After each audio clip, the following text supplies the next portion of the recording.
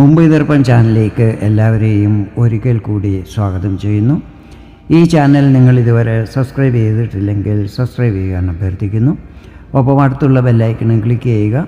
അപ്പോഴെൻ്റെ പുതിയ വീഡിയോയുടെ നോട്ടിഫിക്കേഷൻസ് നിങ്ങൾക്ക് ലഭിക്കുന്നതായിരിക്കും. ആദ്യമായി എല്ലാവർക്കും പുതുവത്സര ആശംസകൾ നേർന്നുകൊള്ളുന്നു. വർഷം 2025 നിങ്ങൾക്ക് സകലവിധ ഐശ്വര്യങ്ങളും സമ്പൽ സമൃദ്ധിയും ആയുരാരോഗ്യങ്ങളും ഉണ്ടാകട്ടെ എന്ന് പ്രാർത്ഥിക്കുന്നു. ഉത്രാടം 2, 3, 4 പാദങ്ങൾ, തിരുവോണം, അവിട്ടം 1, 2 പാദങ്ങളടങ്ങുന്ന മകരം രാശിക്കാരുടെ 2025 ജനുവരി മാസത്തിലെ സമ്പൂർണ്ണ മാസഫലങ്ങളാണ് ഈ വീഡിയോയിൽ ഞാൻ പറയുന്നത്. ഈ മാസത്തിലെ ഗ്രഹനില ഇപ്രകാരമായിരിക്കും.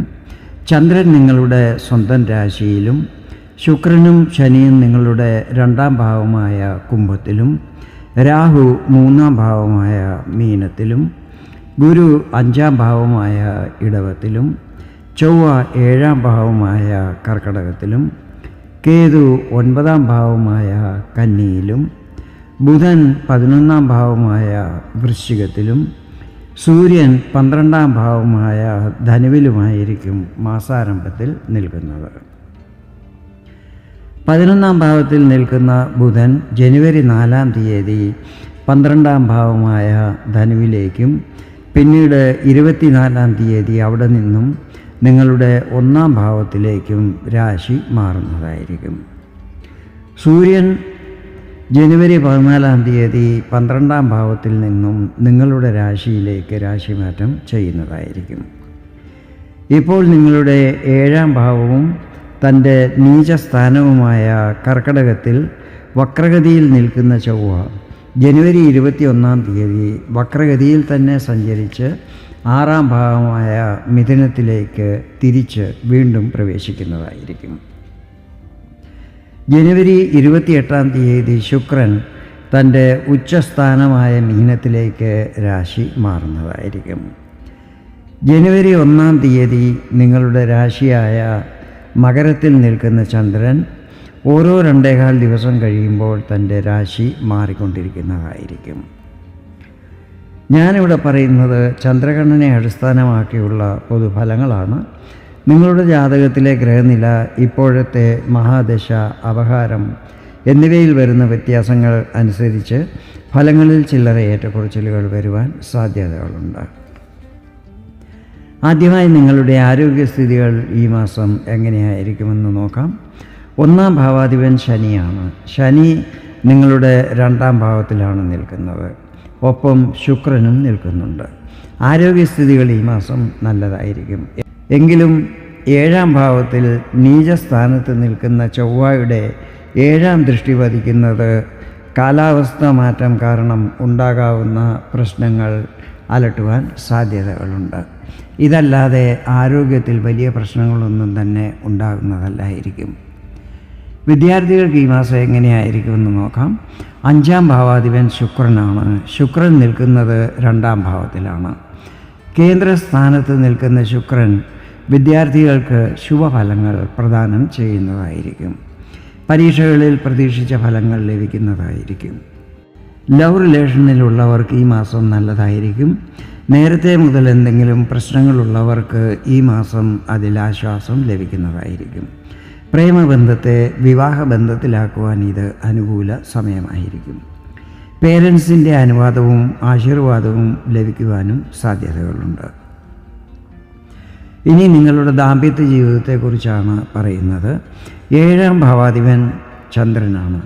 ചന്ദ്രൻ ഓരോ 2.25 ദിവസം കഴിയുമ്പോൾ തൻ്റെ രാശി മാറിക്കൊണ്ടിരിക്കുന്നതായിരിക്കും.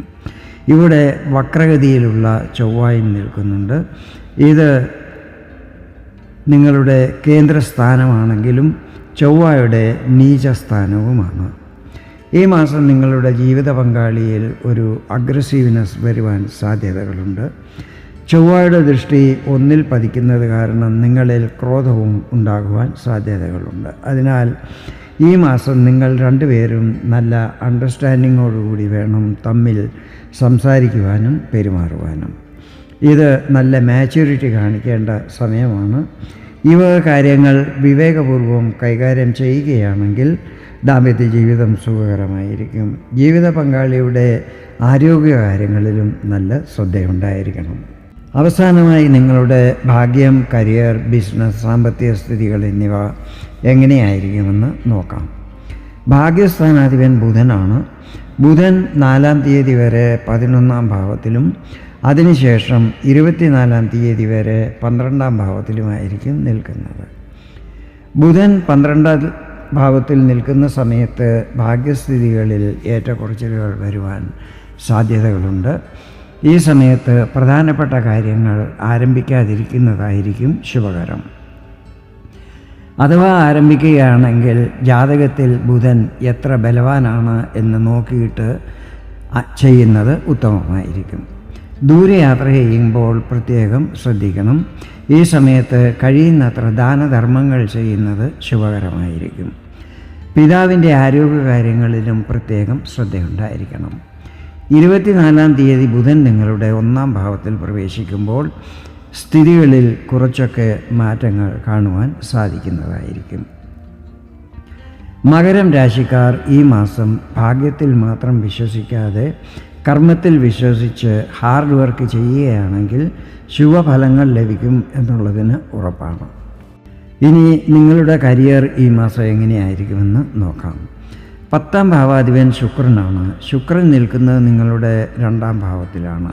ഒപ്പം മിത്രമായ ശനിയുമുണ്ട്. ഈ മാസം കരിയറിൽ നല്ല പുരോഗതി ഉണ്ടാകുന്നതായിരിക്കും. ബോസിൻ്റെയും സഹപ്രവർത്തകരുടെയും എല്ലാ സഹകരണങ്ങളും ലഭിക്കുന്നതുമായിരിക്കും. ജോബ് ചേഞ്ച് ചെയ്യാൻ ആഗ്രഹിക്കുന്നവർക്ക് കൂടിയ പാക്കേജോടുകൂടി പുതിയ ജോലി ലഭിക്കുവാനുള്ള എല്ലാ സാധ്യതകളും ഉണ്ടാകുന്നതായിരിക്കും. പ്രത്യേകിച്ചും IT, കമ്പ്യൂട്ടർ, എഞ്ചിനീയറിംഗ്, മാർക്കറ്റിംഗ് ഫീൽഡിൽ ഉള്ളവർക്ക്. ഉദ്യോഗാർത്ഥികളായ യുവതി യുവാക്കൾക്ക് അനുകൂല പരിസ്ഥിതികൾ നിർമ്മിതമാകുന്നതായിരിക്കും. വ്യാപാരി വ്യവസായികൾക്ക് ഈ മാസം സാമാന്യമായിരിക്കും. വരുമാനത്തിൽ പറയത്തക്ക മാറ്റങ്ങൾ ഉണ്ടാകുന്നതല്ലായിരിക്കും. എങ്കിലും ജനുവരി 21-ാം തീയതിക്ക് ശേഷം സാമ്പത്തിക സ്ഥിതികൾ നല്ലതാകുവാൻ തുടങ്ങുന്നതും പൈസ സേവ് ചെയ്യുവാനും മറ്റും സാധിക്കുന്നതുമായിരിക്കും. അതുവരെ ചിലവുകളിൽ കൺട്രോൾ ചെയ്യുന്നത് നല്ലതായിരിക്കും. ഇതാണ് മകരം രാശിക്കാരുടെ വർഷം 2025 ജനുവരി മാസത്തിലെ സമ്പൂർണ്ണ മാസഫലങ്ങൾ.